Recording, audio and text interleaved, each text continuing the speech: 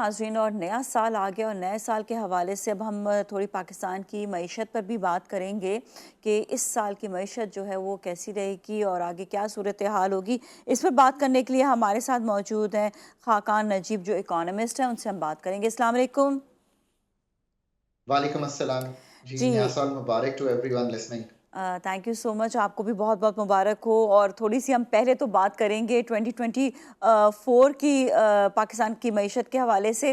तो पहले तो हम आते हैं कि 2024 में पाकिस्तान की मईशत कैसी रही और अब आगे फ्यूचर क्या होगा, 2025 में पाकिस्तान की मईशत कैसी होगी।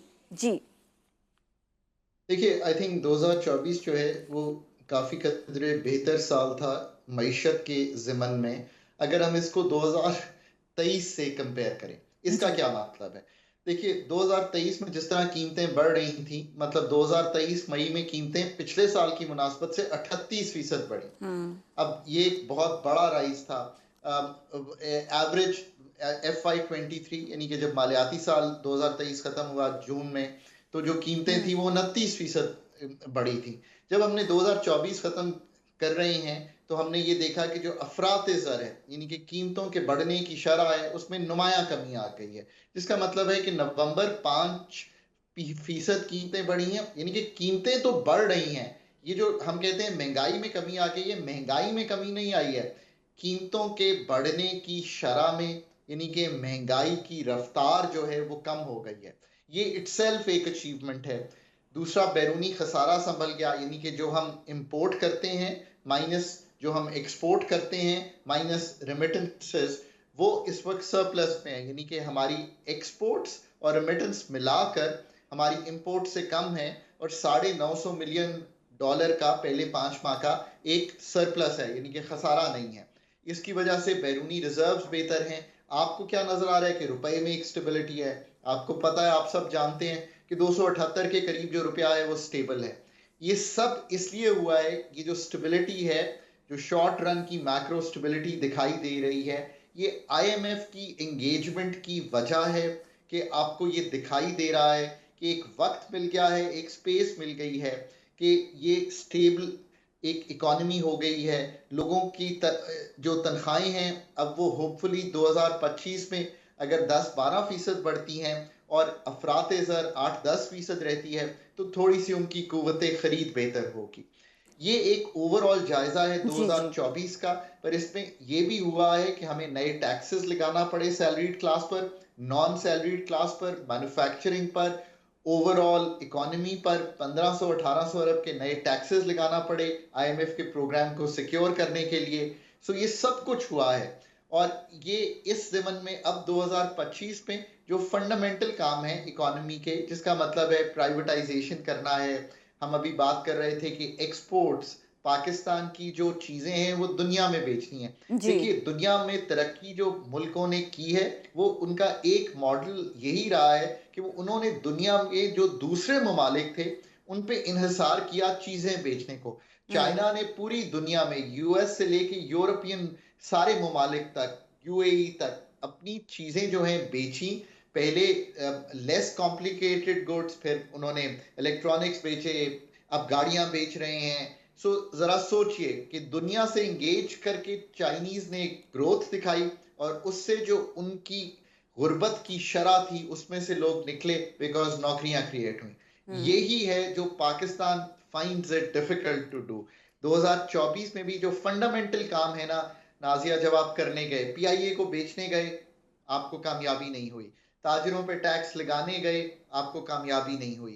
पाकिस्तान के जो एक्सपेंडिचर हैं, खर्चे हैं, उनको खातिर खा कम करने गए, बल्कि उसकी बजाय 20% बजट का जो स्पेंडिंग है वो बढ़ी। स्टेट ओन्ड एंटरप्राइजेस के नुकसानात बढ़े।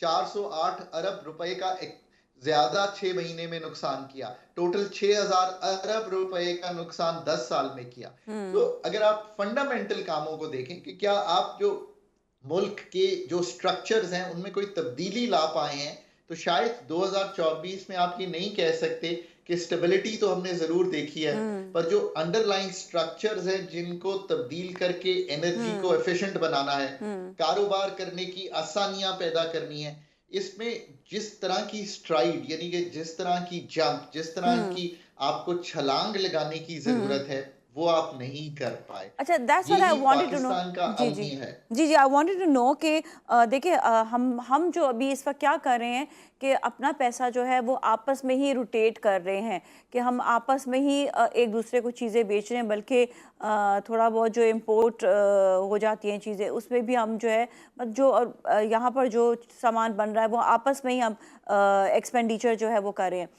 जो पहले एक्सपोर्ट्स थी वही हैं। मज़ीद कोई नई इंडस्ट्रीज़ लगने में या मज़ीद कोई आगे हम ये देखें कि ज़र मुबादला किस तरह से हम हासिल कर सकते हैं, हमारी एक्सपोर्ट्स के लिए कोई नई इंडस्ट्रीज़ या कोई नया कारोबार, इस हवाले से कोई इकॉनमी की कोई नई स्ट्रैटेजी कोई आई है 2025 में? कोई नई ऐसी सोच आई है जिस पे हम पैसा कमा सकें, हम बाहर से भी पैसा ला सकें? इस तरह की कोई स्ट्रैटेजी है? ज़रा ये बताइएगा।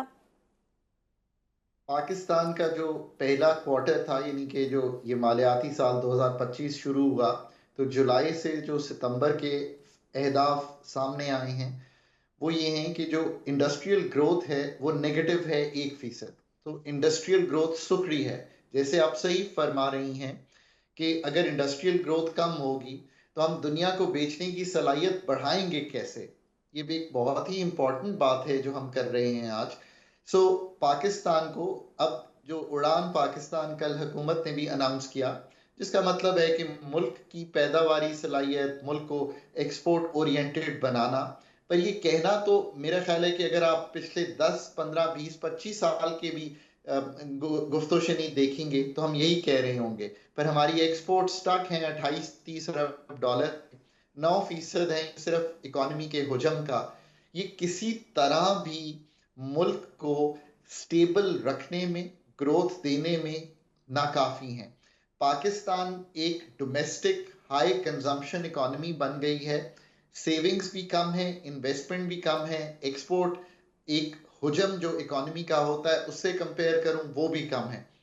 ये है फंडामेंटल गुफ्तगू जो होनी चाहिए, जिस पे फोकस होना चाहिए। इसके अलावा सारा फोकस चला गया है टैक्स कलेक्शन पे, डेट पे। हुँ, ये तो एक ज़िमनी गुफ्तगू है। जब हुँ, तक इकोनॉमी का हुजम इंडस्ट्री में हो, मैन्युफैक्चरिंग में हो, एग्रीकल्चर में हो, आईटी सर्विसेज या ओवरऑल सर्विसेज सेक्टर में हो, वो बढ़ेगा नहीं।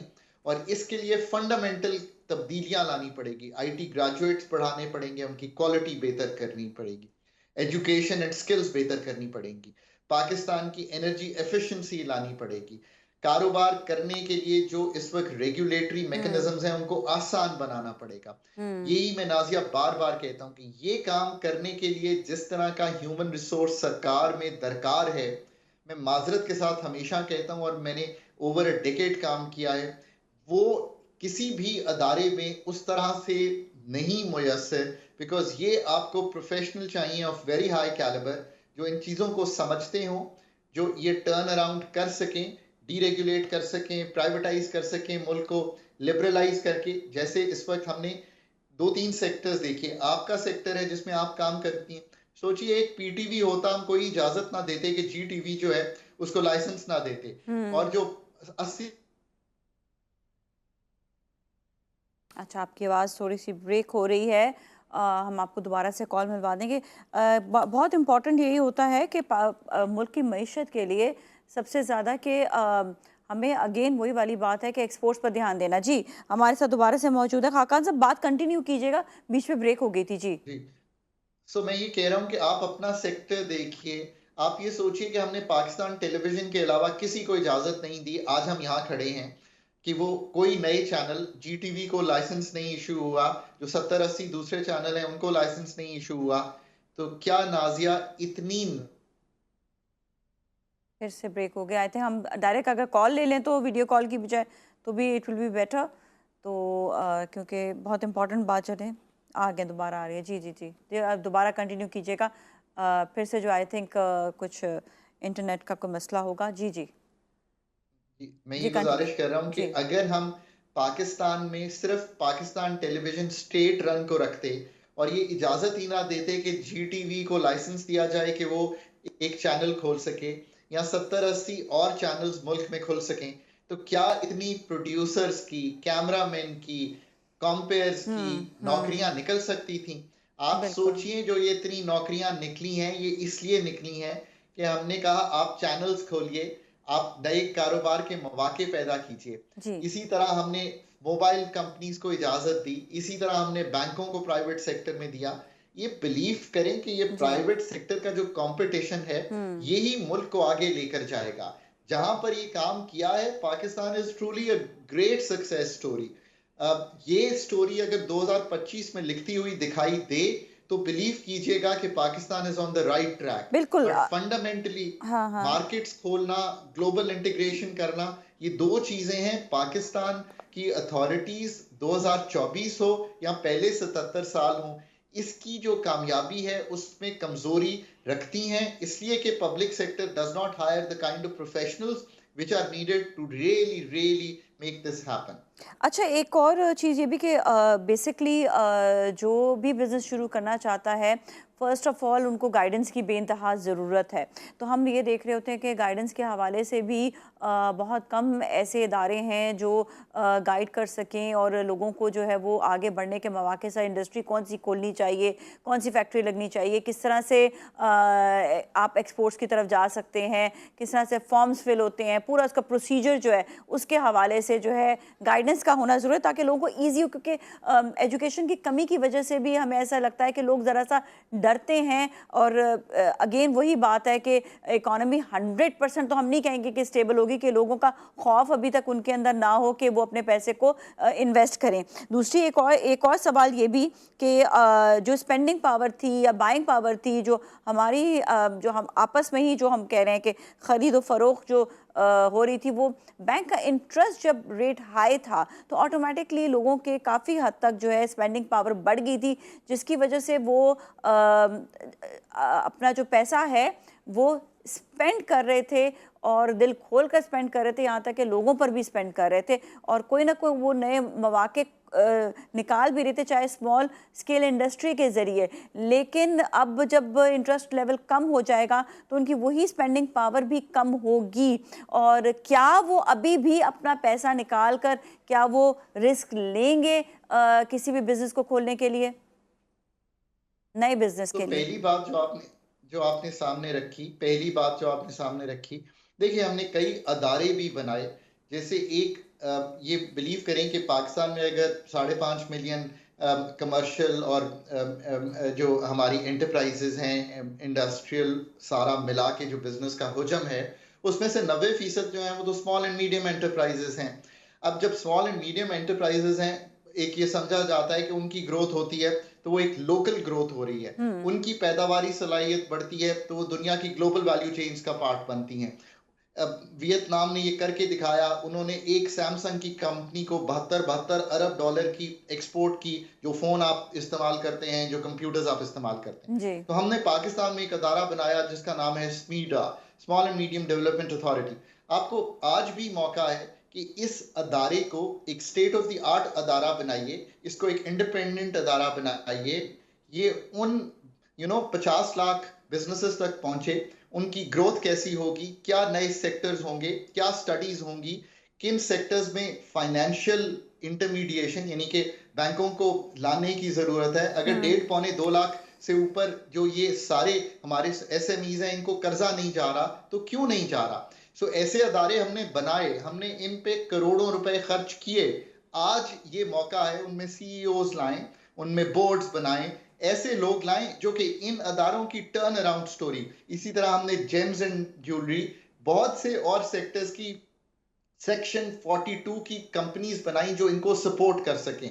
एक उनका रिव्यू तो कीजिए कि उन कंपनीज की क्या कंट्रीब्यूशन रही है और फिर आगे चलिए। एक जमाना था पाकिस्तान सेटअप करती थी गवर्नमेंट सीमेंट फैक्ट्रीज और प्राइवेट सेक्टर को दे दिया करती थी, ये भी पाकिस्तान ने जमाना देखा। आज तो हैंड होल्डिंग की जरूरत है, जिसे कहते हैं कारोबार में आसानियां पैदा करने की जरूरत है। तो मैंने आपको 2 अदारों का नाम सामने रखा, बहुत से ऐसे अदारे सेक्शन 42 के या स्मीडा के जो हैं, इनको बहुत ही बेहतर करने की जरूरत है। फोकस्ड सेक्टोरल और जिसे कहेंगे अक्रॉस द बोर्ड। अगेन मैं हमेशा कहता हूं, HR इज पॉलिसीज। ये वो सरकारी अदारे हैं, इसी में रेगुलेटरी अदारे भी डालिए, जिनमें आपने capable staff, capable CEOs, capable boards लाने हैं। वो सी स्वीट लाना है जो इन अदारों को उस तरह के अदारे बना दे जिसकी वजह से कारोबार की आसानियां, हैंड होल्डिंग, कारोबार में आगे की वसअत, जी कारोबार की कनेक्टिविटीज, ग्लोबल वैल्यू चेन का आना, ये सब काम ये कर सकें। अगर 2025 में इस तरह के काम होते हुए दिखाई दें तो बिलीव कीजिएगा कि पाकिस्तान ये जो स्टेबलाइजेशन का फेज है जी। इससे निकलकर अपनी पैदावारी सलाहियत बढ़ाने के फेज में चला गया है। और thank you so much Khaqan साहब, बिल्कुल वक्त की कमी है इस वक्त, हम मज़ीद आगे डिस्कशन नहीं ले जा सकते हैं। आपका बहुत बहुत शुक्रिया पार्टिसिपेट करने का। इसके साथ ही ब्रेक की जानिब जाएंगे, ब्रेक के बाद फिर मिलेंगे। Stay with us.